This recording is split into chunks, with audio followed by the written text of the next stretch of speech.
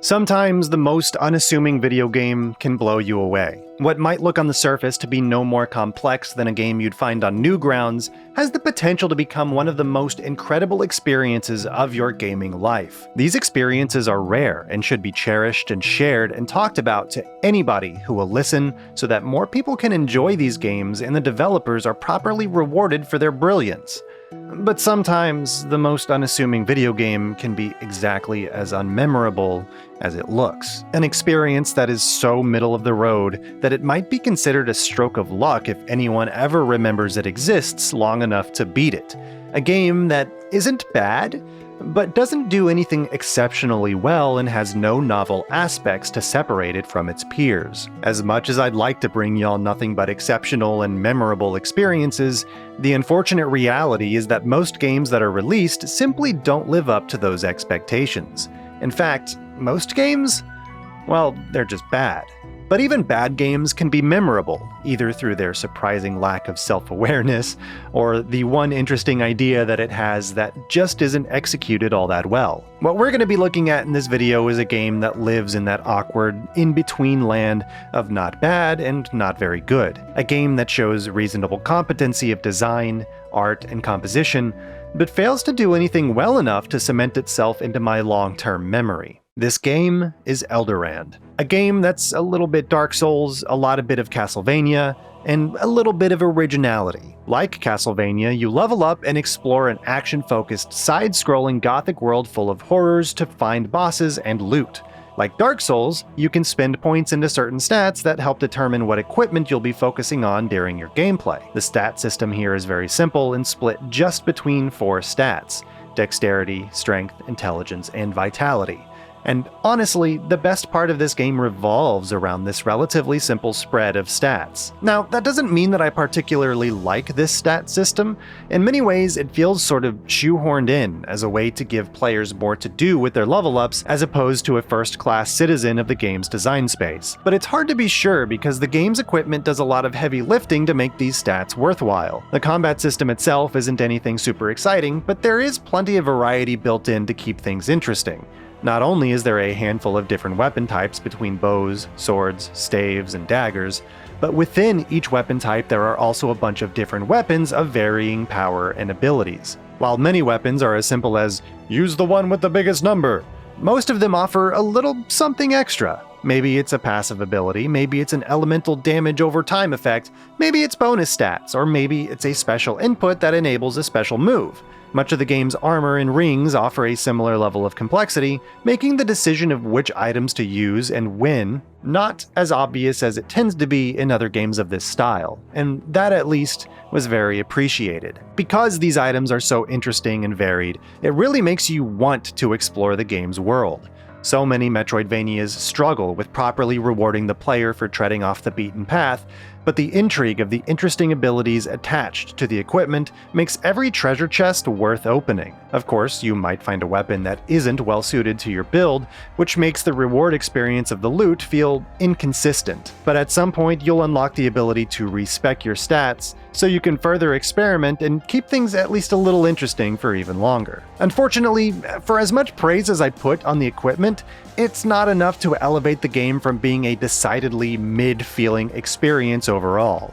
It was at least enough to keep me engaged for the 8 hours that it asked from me to beat it, but not enough on its own for me to recommend the game overall unless you find yourself really bored one day with some extra cash to spend. The exploration is okay, the art is okay, the combat is okay, the difficulty is fine, I guess, and the moment-to-moment action is engaging enough to at least keep me in long enough to see it through to the end. Unfortunately, the game's better qualities are dragged down by some design decisions that steal away some of the joy of playing. The sub-weapon system feels like it was inspired heavily by Castlevania, but doesn't really feel worth engaging with. You have 3 different sub-weapon types, and they can be helpful at the beginning of the game when your options and skills are more limited, but as your arsenal grows and your skill with the game's combat grows, the limited ammo of these sub-weapons makes using them feel more wasteful than useful. There's an upgrade system for your equipment, but it feels more like a way to pad out the length of completion and the size of the inventory than something that's important. Your bow requires ammo in the form of arrows to use at all. They're easy to grind for, but having to grind for them, potions and sub-weapon ammo at all, is more chore than fun. And this is minor, but the game uses an antiquated save system. You've got to select the save option at a checkpoint and choose a slot to save your game in every single time that you want to save the game. Which, if you don't want to lose progress, will be every single time that you cross a checkpoint. It's a frustrating bloat of user input that's been done away with in more modern games, and I never realized how much I didn't miss it until this game showed me that a 2023 release could still employ it. And even more minor, the fast travel and respec options are always present on the checkpoint menu, even long before you ever unlock the options. It's kind of confusing, like why are these here? Just hide them until I can use them. Also, the final boss is just kind of lame. Even though there's not a whole lot to praise about this game, does that make it unworthy? No, not quite. Unmemorable, yeah, but unworthy? No, because this is unworthy. Literally, this game is called Unworthy. It's not a lot to look at, though the pixel art in this monochrome setting is relatively impressive, getting away with a lot with so little. It truly evokes that Newgrounds feeling that I mentioned at the front of this video. And I'm gonna go ahead and say it now. Overall, I think that Elderand is a better game than Unworthy is. Unworthy has a frustratingly spiky and somewhat inconsistent difficulty curve, an extremely important movement ability that doesn't quite complement its design, an annoyingly limited level-up system that offers so little options or improvements that I struggle to come up with a real reason why it was included at all, and an anger-inducing decision of non-consentingly thrusting your save file into New Game Plus immediately after defeating the final boss. In my Metroidvania? I don't think so. But what Unworthy does have that Elderand doesn't is a unique sense of style and a movement gimmick that is almost never seen in not just Metroidvanias, but video games as a whole. In Unworthy, you cannot jump.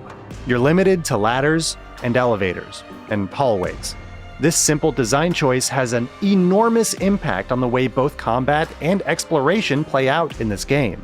It's a strong enough gimmick that the game was able to burrow itself into my brain and become something that I'll probably remember for years, but not because the lack of jumping created a fun play experience, but because of the opposite. From the start of the game, I found this limitation very intriguing, but quickly annoying. If your game doesn't have jumping, your options are pretty limited.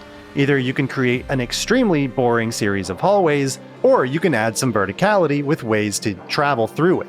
Unworthy mostly makes use of ladders, elevators, and ledges, but oh my god, it's so slow! Unworthy makes a terrible mistake of putting a lot of these slow elevators and ladders at the start of the game.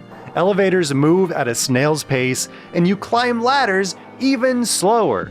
You'd hope that the character could at least drop down a ladder faster than they could climb, just, by sliding down like in a lot of games. But nope, super slow both up and down. Thank you, Unworthy. Truly riveting gameplay. And because this game is actually kind of difficult, you're going to be climbing these and riding these elevators and ladders quite a lot. Hope you have fun.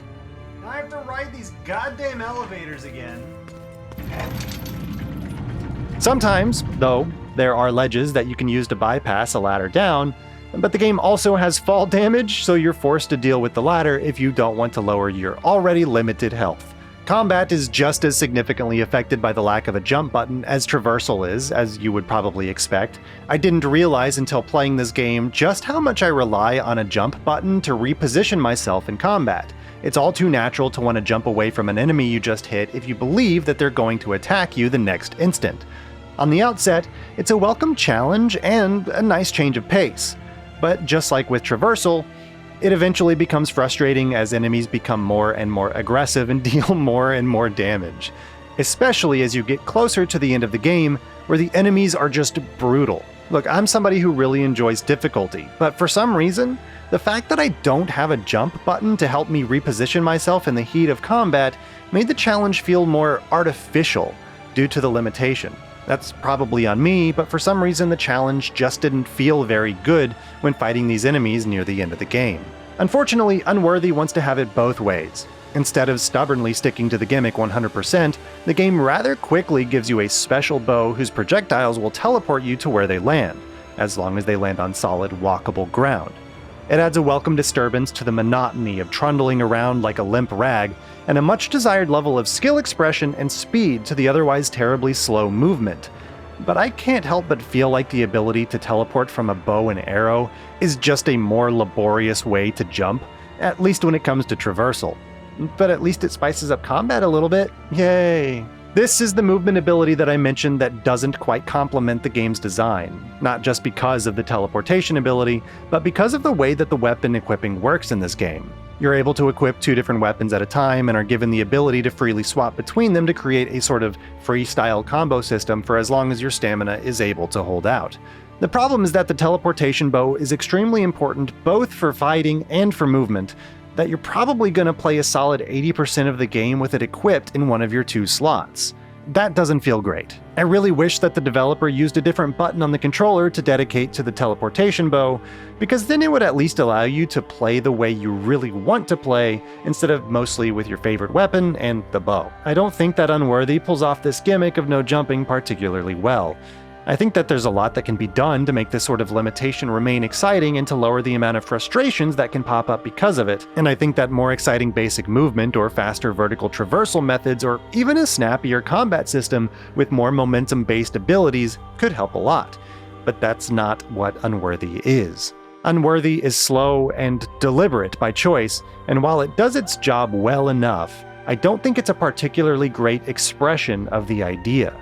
Like I said, I think that Elderand is probably the better game. At the end of the day, I can confidently say that I did enjoy my time with Elderand more. But paradoxically, Unworthy is the game that I remember more. The combination of the bleak and simplistic art style with the rarely seen gimmick of removing an entire mechanic that we've taken for granted for 30 years is, if nothing else, extremely memorable. I think it's an interesting contrast between these 2 games. One that I found more engaging but have trouble remembering any details about, versus one that stayed on my mind that I found annoying and often boring. It's funny too, because you often see people disparage a game for not doing anything new or novel with its mechanics, and citing that as a reason why it's bad, or failed commercially, or whatever. But I think that there's probably way too much emphasis placed on the idea of pure originality over everything else.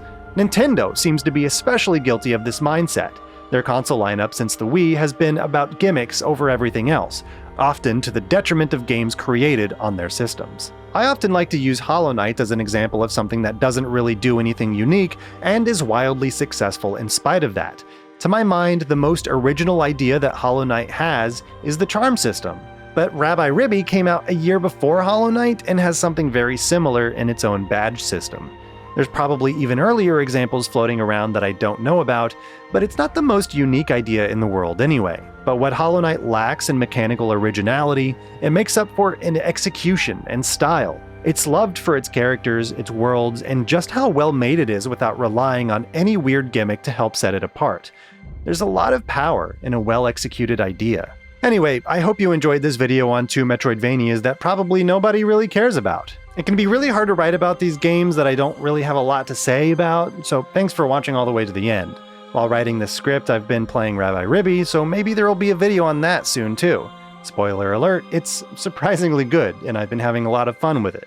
But that's it for this one. Big shout out to all my patrons for throwing their money at me, and I'll see you next time.